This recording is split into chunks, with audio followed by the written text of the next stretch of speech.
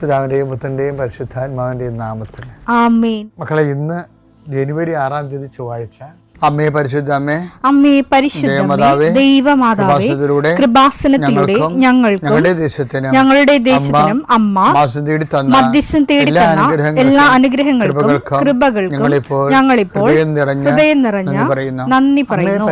അമ്മേ പരിശുദ്ധമേ, ദൈവമാതാവേ, 2004 ഡിസംബർ 7 ഉച്ചകഴിഞ്ഞ് 2:30 കൃപാസനത്തിൽ സംഭവിച്ച അമ്മയുടെ പ്രത്യക്ഷപ്പെടലിനെ തിരുസഭയ്ക്ക് സമർപ്പിച്ചിരിക്കുന്ന പഠനരേഖകളുടെ മേൽ സഭാത്മകമായ പഠനം ആരംഭിക്കുവാൻ ഞങ്ങൾ പ്രാർത്ഥിക്കുന്നു. അമ്മേ പരിശുദ്ധമേ, ഭൂസ്വർലോകങ്ങളുടെ രാജ്ഞിയായ അങ്ങേയ്ക്ക് ഭൗമസംരക്ഷണത്തിനായി പ്രപഞ്ചപ്രകൃതിയെ തന്നെ തിരുസഭ പ്രതിഷ്ഠിക്കുവാൻ ഈ പ്രത്യക്ഷീകരണം വഴി ഇടയാക്കണമേ. പരിശുദ്ധമേ, ജപമാല മാതാവേ, സകല കൃപാസനം പ്രാർത്ഥനയോടും ചേർത്ത് ഞങ്ങളിപ്പോൾ പ്രാർത്ഥിക്കുന്ന ഈ കുടുംബത്തിന്റെ പ്രത്യേക നിയോഗം പറ മക്കളെ.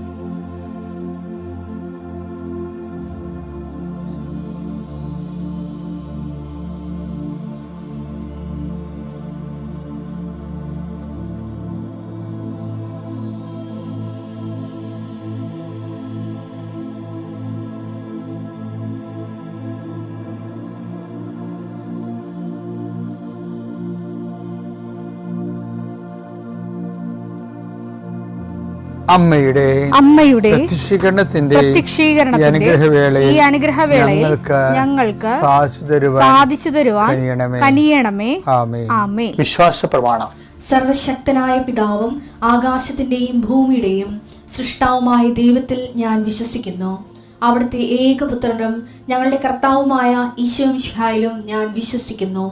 ഈ പുത്രൻ പരിശുദ്ധാത്മാവിനാൽ ഗർഭസ്ഥനായി കന്യകാമറിയത്തിൽ നിന്ന് പിറന്ന് പൊന്തിയോസ് പീലാത്തോസിന്റെ കാലത്ത് പീഡകൾ സഹിച്ച് കുരിശിൽ തറയ്ക്കപ്പെട്ട് മരിച്ച് അടക്കപ്പെട്ട് പാതാളങ്ങളിൽ ഇറങ്ങി മരിച്ചവരുടെ ഇടയിൽ നിന്ന് 3-ാം നാൾ ഉയർത്ത് സ്വർഗത്തിലേക്ക് എഴുന്നള്ളി സർവശക്തിയുള്ള പിതാവായ ദൈവത്തിന്റെ വലതുഭാഗത്തിരിക്കുന്നു. അവിടെ നിന്ന് ജീവിക്കുന്നവരെയും മരിച്ചവരെയും വിധിക്കുവാൻ വരുമെന്നും ഞാൻ വിശ്വസിക്കുന്നു. പരിശുദ്ധാത്മാവിലും ഞാൻ വിശ്വസിക്കുന്നു. വിശുദ്ധ കത്തോലിക്കാ സഭയിലും പുണ്യവാന്മാരുടെ ഐക്യത്തിലും പാപങ്ങളുടെ മോചനത്തിലും ശരീരത്തിന്റെ ഉയർപ്പിലും നിത്യമായ ജീവിതത്തിലും ഞാൻ വിശ്വസിക്കുന്നു. ആമേൻ. സ്വർഗ്ഗസ്ഥനായ ഞങ്ങളുടെ പിതാവേ, അങ്ങയുടെ നാമം പൂജിതമാകണമേ. അങ്ങയുടെ രാജ്യം വരണമേ. അങ്ങയുടെ തിരുമനസ് സ്വർഗത്തിലെ പോലെ ഭൂമിയിലും ആകണമേ. അന്നു വേണ്ടുന്ന ആഹാരം ഇന്ന് ഞങ്ങൾക്ക് തരണമേ. ഞങ്ങളോട് തെറ്റ് ചെയ്യുന്നവരോട് ഞങ്ങൾ ക്ഷമിക്കുന്നത് പോലെ ഞങ്ങളുടെ തെറ്റുകൾ ഞങ്ങളോടും ക്ഷമിക്കണമേ. ഞങ്ങളെ പ്രലോഭനത്തിൽ ഉൾപ്പെടുത്തരുതേ, തിന്മയിൽ ഞങ്ങൾ രക്ഷിക്കണമേ. ആമേൻ. നന്മ നിറഞ്ഞ മറിയമേ, സ്വസ്തി. കർത്താവ് അങ്ങയുടെ കൂടെ സ്ത്രീകളിൽ അങ്ങ് അനുഗ്രഹിക്കപ്പെട്ടവളാകുന്നു. അങ്ങയുടെ ഉദരത്തിൻ ഫലമായി ഈശോ അനുഗ്രഹിക്കപ്പെട്ടവനാകുന്നു. പരിശുദ്ധ മറിയമേ, തമ്പുരാന്റെ അമ്മേ, പാപികളായ ഞങ്ങൾക്ക് വേണ്ടി ഇപ്പോഴും ഞങ്ങളുടെ മരണസമയത്തും തമ്പുരാനോട് അപേക്ഷിക്കണമേ. ആമേൻ. കർത്താവേ, നിന്റെ ഉന്നതമായ നാമത്തിന് സ്തോത്രം ചെയ്യുന്നു. കർത്താവേ, ഇന്ന് യാത്ര ചെയ്യുന്നവരെ അവരുപയോഗിക്കുന്ന രേഖകൾ, ഓരോ രേഖകളെയും ഞാൻ കർത്താവിന് സമർപ്പിക്കുന്നു. നിങ്ങളുടെ സർട്ടിഫിക്കറ്റുകൾ, പ്രമാണങ്ങൾ, പാസ്പോർട്ടുകൾ, നിങ്ങളുടെ അപേക്ഷാ ഫോമുകൾ, നിങ്ങളുടെ ബാങ്ക് രേഖകൾ കർത്താവ് സ്പർശിക്കട്ടെ. ഇതുമായി കടന്നു പോകുന്നത് ഇതൊന്നും നഷ്ടപ്പെടാതിരിക്കാൻ കർത്താവിൻ്റെ വിശുദ്ധ മുദ്ര വെക്കട്ടെ. അത് ആർക്ക് കൊടുക്കുമ്പോഴും സ്വീകരിക്കുന്നതിന് പരിശുദ്ധാത്മ നിറയുകയും നിനക്ക് ദൈവഹിതമാണെങ്കിൽ നിനക്ക് അനുകൂലമായ തീരുമാനം എടുത്തുകൊണ്ട് നിന്നെ സന്ധിക്കാൻ ഇടവരുത്തിട്ട് പ്രാർത്ഥിക്കുന്നു. നിന്റെ കൃഷിയിടങ്ങളെ കർത്താവ് അനുഗ്രഹിക്കട്ടെ. മത്സ്യത്തൊഴിലാളികളുടെ അവരുടെ ജീവിത മേഖലകളിലെ സാമ്പത്തികമായ ബാധ്യതകളും കടങ്ങളുള്ളവരെ കർത്താവ് ഏറ്റെടുക്കട്ടെ. ഏലകൃഷിക്കാർ, റബ്ബർ കൃഷിക്കാർ, റബ്ബർ ടാപ്പ് ചെയ്യുന്നവർ, അതുകൊണ്ടെല്ലാം ഉപജീവനം നടത്തുന്നവർ, പലതരത്തിലുള്ള ഉൽപ്പന്നങ്ങൾ, കാർഷിക ഉൽപ്പന്നങ്ങൾ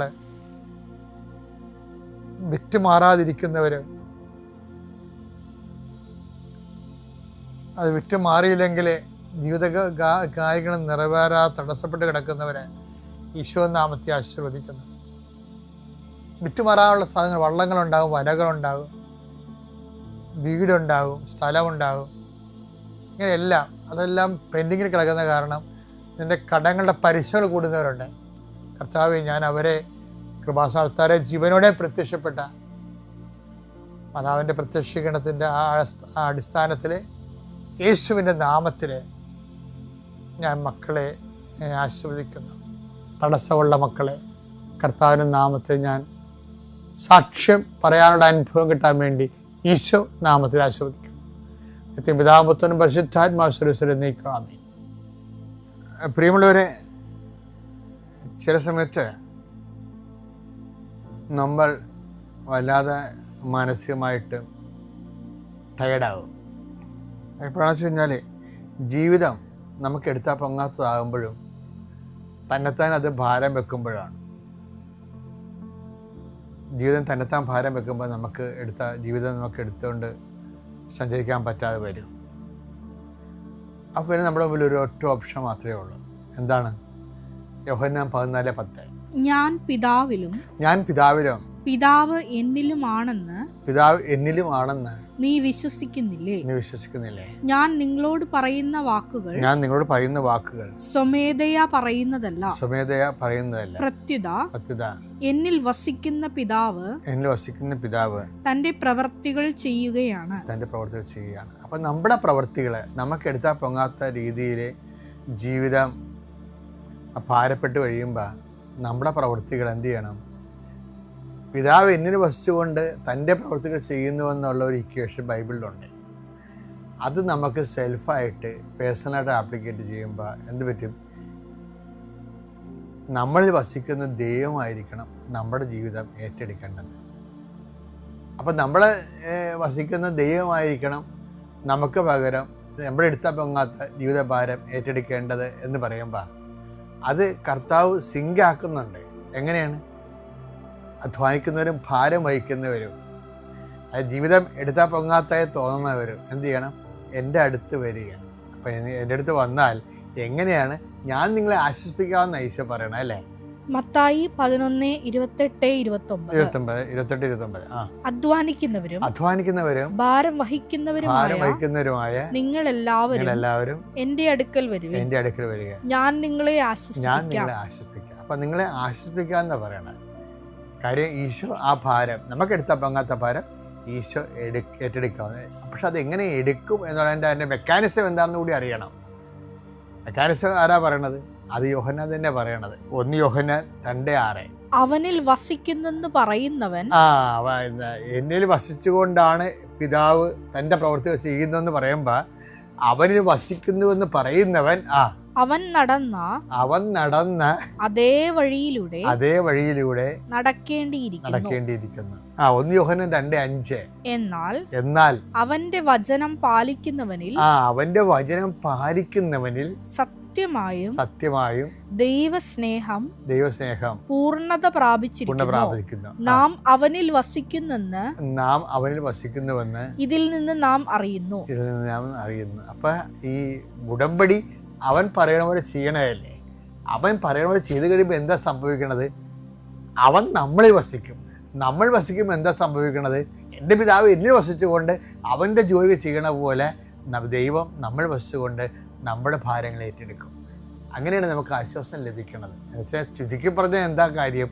നല്ല ക്ലേശങ്ങളുടെയും ഭാരങ്ങളുടെയും കാലത്ത് കർത്താവിൻ്റെ വചനം സാക്ഷിയാക്കി വചനം പാലിച്ചുകൊണ്ട് ജീവിച്ചാൽ നമ്മുടെ ഭാരം ദൈവം ഏറ്റെടുക്കുമെന്ന് ചുരുക്കം.